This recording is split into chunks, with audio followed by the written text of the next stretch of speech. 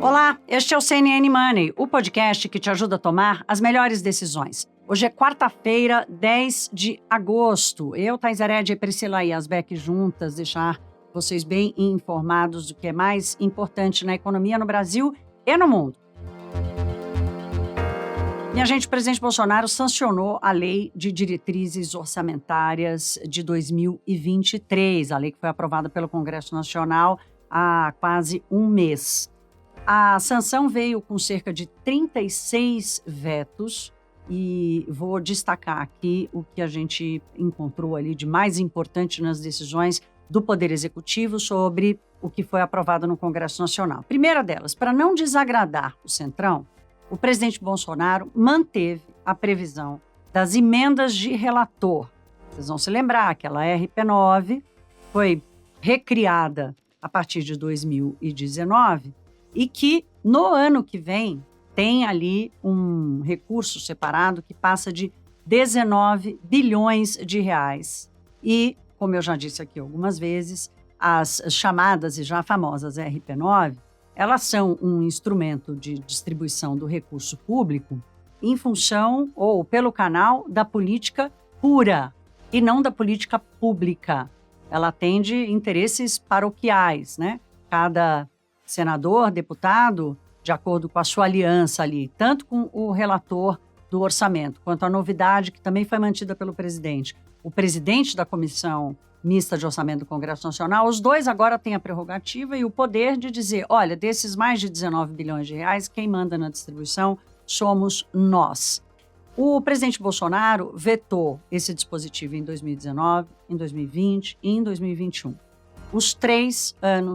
Nestes 3 anos, o Congresso derrubou os vetos do presidente Bolsonaro, portanto, as emendas de relator continuaram valendo, chegaram a um ponto de uma desconfiança e de uma impossibilidade de acompanhar com transparência a alocação desses recursos, que a ministra Rosa Weber do Supremo Tribunal Federal passou a exigir do Congresso Nacional a lista, né? Quem mandou para quem, nome, CPF, de quem mandou para quem e onde o dinheiro. O presidente Bolsonaro, com essa aliança mais forte do que nunca com o Centrão, acabou mudando a postura que teve nos últimos 3 anos, lembrando também que estamos a menos de 2 meses das eleições, portanto, como é que o presidente ia tirar esse, que é um instrumento de capital político fortíssimo, né, e que ganhou cada vez mais poder aqui no Brasil. Falando dos vetos, quero chamar a atenção aqui, o Congresso Nacional, na Lei de Diretrizes Orçamentárias desse ano, criou lá um instrumento que dizia o seguinte, olha,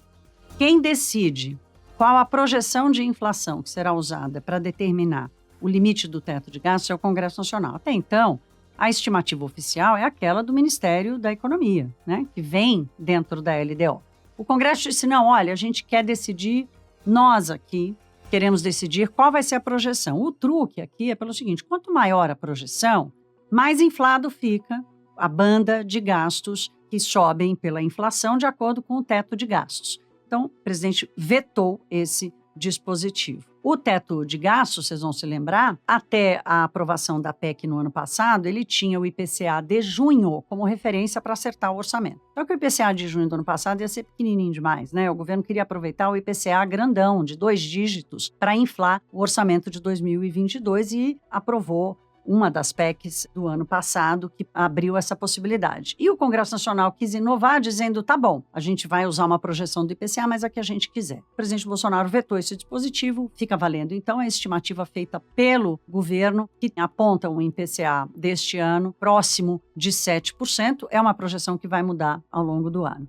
No Money de hoje, nós recebemos o especialista CNN Uaúde Cunha e tratamos de um outro ponto da LDO que ele chamou a nossa atenção e que é super importante porque ele tem a ver com a premissa. Quando você faz um orçamento da sua casa, da sua empresa, qual é a sua premissa? É a sua renda, é a sua receita, né? E a sua renda e a sua receita vêm de acordo com o crescimento da economia, vem de acordo com o comportamento da inflação, para você pesar ali, né? Quanto que vai sobrar e qual é o custo desse dinheiro que sobrou. E a premissa para o PIB do ano que vem, e aí a estimativa do governo federal, é de crescimento de 2,5% em 2023. E o Uaúde explica por quê essa premissa ela levanta aí dúvidas sobre a composição do orçamento do ano que vem. Vamos ouvir. Eu acho que vale destaque porque nós temos uma estimativa de déficit de 65 bilhões, que é menor do que no ano corrente, né, que deve chegar aí próximo de 79 bilhões. Então, há uma redução de déficit primário, mas essa redução de déficit primário ela leva em conta uma projeção que o Ministério faz de um crescimento para o próximo ano de 2,5%, que nesse momento está bem acima do que o mercado tem previsto, inclusive no relatório Focus, que é alguma coisa próxima entre 0,4% e 0,5%. Então, é um crescimento bem maior e, evidentemente, que esse crescimento maior leva a uma projeção de receitas do governo bem maiores, e é isso que faz, então, com que se tenha essa estimativa de déficit menor. Então, tem muita coisa para acontecer até o próximo ano para verificar essa projeção efetiva de um déficit primário menor para o ano de 2023. Olha, tá aí, essa é uma leitura preliminar dessa sanção do presidente Bolsonaro, que saiu de madrugada, então os economistas ainda estão analisando os vetos e exatamente a composição da LDO. Vamos sim trazer as repercussões aqui, mas o foco a partir de agora passa a ser na composição do projeto da lei orçamentária, que é aquele que traz, de acordo com as diretrizes, a quantidade de dinheiro, que dinheiro vai para quem, como vai ser a distribuição dos recursos no cumprimento do orçamento federal. O projeto dessa lei, na verdade, precisa ser enviado ao Congresso Nacional até o final deste mês. E o grande desafio deste ano é como encaixar as promessas de campanha do presidente Bolsonaro, por exemplo, que é candidato à reeleição, e se ele for reeleito, ele vai ter que cumprir o que está na lei orçamentária. E a grande discussão é, por exemplo, não cabe hoje manter o aumento do Auxílio Brasil de R$400 para R$200. Então, tem muita pergunta aí a ser respondida ao longo das próximas semanas, até o final do mês, até que o projeto de lei orçamentário de 2023 seja apresentado no Congresso Nacional. Vem mais uma rodada de debates e de discussão da alocação desses recursos. A gente vai atualizando tudo aqui no Money. Bom, outro assunto importante também é a deflação de julho. Talvez vocês já tenham visto o resultado, que ficou em uma queda de 0,68%. Os dados divulgados ontem pelo IBGE, maior deflação, o pior resultado da inflação desde 1980, né? Inflação no menor nível desde 1980, que foi o início da série histórica do IBGE, e ficou dentro do esperado, né? Os economistas já projetavam uma queda de 0,65% nos preços, por causa justamente das medidas que foram adotadas pelo governo de redução dos impostos, principalmente sobre combustíveis, sobre energia, que são itens que pesam bastante na inflação.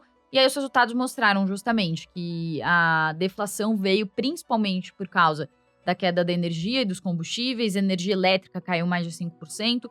Os combustíveis, a gasolina, teve o principal impacto individual dentro da inflação, contribuiu sozinha para uma queda de 1 ponto percentual no dado do IPCA e caiu 15%. Com isso, o índice registrou essa queda, então, no mês de julho. O que os economistas estão dizendo sobre esse resultado? E foi um dos destaques que a gente trouxe hoje no CNN Money. Que sem esses produtos que foram afetados pelas medidas do governo, a inflação poderia ter sido muito maior. Inclusive, o próprio IBGE trouxe um cálculo mostrando que sem os combustíveis e sem energia, o IPCA teria subido 0,7%, né? E, em vez da queda de 0,7%. Então, esse é o tamanho aí do efeito que essas medidas fizeram. É por isso que os economistas dizem que essa inflação que veio negativa, ou essa deflação no mês de julho, é uma deflação artificial, né? Não é uma inflação que recuou por causa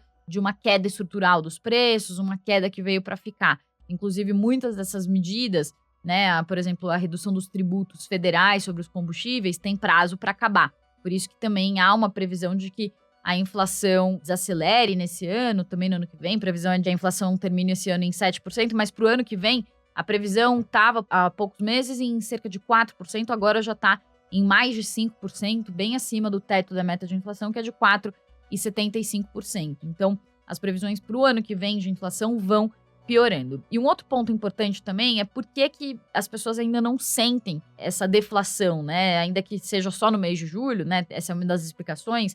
Foi um mês concentrado, mas um outro ponto também é que os preços subiram muito nos últimos tempos, né? Então, a inflação acumulada em 12 meses ainda está acima de 2 dígitos, acima de 10%. Desde setembro está acima de 2 dígitos. Então, para que o consumidor sentisse de fato uma queda nos preços, essa inflação acumulada teria que estar muito menor. E ainda assim também tem uma outra explicação, que é o fato de que a inflação de alimentos continua alta. Então, isso afeta principalmente a população de renda mais baixa, que tem uma cesta de consumo muito mais focada em alimentos do que em outros produtos. O IPCA ele tem 377 itens que compõem a cesta, né, que formam uma cesta básica de consumo do brasileiro. Agora, a cesta de consumo da população de baixa renda é uma cesta muito mais focada em itens de alimentação. Então, se os alimentos continuam subindo, não importa a gasolina cair, que essa população provavelmente não vai sentir, né? Pode até sentir algum impacto indireto, de alguma forma, queda na energia, até afeta um pouco, mas fato é que o principal produto da cesta dessas famílias são os alimentos, e os alimentos subiram mais de 1%, inclusive o grande destaque foi o leite longa-vida, que subiu mais de 25% só no mês de julho, e com isso acumula uma alta de 66%. A gente também trouxe um destaque mostrando maiores altas e baixas em 12 meses. Também tem um outro destaque importante disso, que as maiores altas em 12 meses chegam a até 100%, né, de produtos in natura, verduras, passagens aéreas também com uma alta de quase 70% em 12 meses. Agora, quando são observadas as maiores quedas em 12 meses, são quedas do máximo de 10%, 15%. Então, as altas ainda estão muito fortes, as maiores altas ainda são muito fortes, e as maiores quedas são pequenas, ou acontecem numa menor magnitude do que as maiores altas. Bom, um outro assunto também importante do dia é a inflação dos Estados Unidos. A gente vai dar algumas projeções, mas, como sempre, a gente atualiza amanhã, porque o Money entra muito cedo. Então, os dados ainda não vão ter sido divulgados quando vocês escutarem o podcast, ou talvez já tenham acabado de sair quando vocês escutarem. Mas é uma previsão de desaceleração de 9,1% para 8,7%, ainda assim bem distante da meta do Banco Central americano de 2%, mas uma desaceleração. Então, esse dado vai ser combinado com os dados do mercado de trabalho da sexta-feira, que vieram bem aquecidos, para que o mercado faça uma leitura de para onde vão os juros nos Estados Unidos. Então, essa expectativa de desaceleração, ela pode trazer um certo alívio em termos das perspectivas de ajuste agressivo dos juros pelo Fed, o Banco Central americano, que foram alimentadas justamente pelos dados do payroll, dos dados de emprego na sexta-feira, que vieram ali com um desemprego muito baixo, em 3,5%, a criação de vagas ali no dobro do que era esperado, também aumento nos salários. Então, todos esses dados que vêm saindo do mercado de trabalho têm mostrado que, apesar do PIB dos Estados Unidos ter contraído no primeiro e no segundo trimestre, o mercado ainda está aquecido. Isso gera uma perspectiva de que a demanda siga forte. Com isso, os preços continuem pressionados. Então, o dado de hoje, se ele vier melhor que o esperado, trazendo uma inflação abaixo do que é previsto, pode trazer um ajuste dessa expectativa de Fed mais agressivo, que veio justamente com esses dados do mercado de trabalho muito forte, que trazem uma perspectiva de pressão sobre a inflação. Ainda assim, ainda que a previsão seja de uma desaceleração, alguns analistas estão falando que o core, né, que é aquele núcleo da inflação que exclui os itens mais voláteis, energia e alimentos, pode trazer uma pressão. Então, com isso, mesmo que o índice geral tenha uma desaceleração, se o core vier ruim, isso pode manter as apostas altas aí de elevação de juros mais agressivos nos Estados Unidos. De qualquer forma, um dado que o mundo inteiro olha, porque se há uma previsão de aumento mais forte do que o esperado ou menos forte do que o esperado lá nos juros americanos, isso traz também ajustes e mudanças nas perspectivas dos juros no mundo inteiro, né? Porque se os juros ficam muito fortes nos Estados Unidos, isso atrai recursos para lá, o dólar sai dos outros países, isso provoca um efeito em termos de inflação, que é o que a gente tem visto acontecer por aqui. Até o Banco Central tem feito referências a isso, dizendo que o cenário externo, esse aumento mais agressivo dos juros lá fora, também tem feito com que o Banco Central precise também subir juros de forma mais agressiva aqui, justamente para não haver essa fuga de capitais, que é quanto maior os juros aqui, maior a atratividade. Então, precisa elevar a régua dos juros aqui também, senão o dinheiro sai, esse dinheiro estrangeiro saindo, isso traz um efeito para dólar, esse efeito para dólar se converte em inflação. Aliás, vou deixar para a Thaís também fazer um comentário final aqui sobre a ata do Copom, também dessa super terça, um outro assunto importante. Eu brinco que eu sou esquisita, né? Que tem gente que gosta de ler romance, eu gosto de ler a ata do Copom. Então, eu fico caçando lá, como a turma do mercado faz, quais são as palavras-chave, quais são os termos que foram usados pela primeira vez ou que estão sendo usados mais vezes do que o comum. E o que me chamou a atenção ontem foi a quantidade de vezes que o Banco Central usou a palavra incerteza. Foram 10 vezes.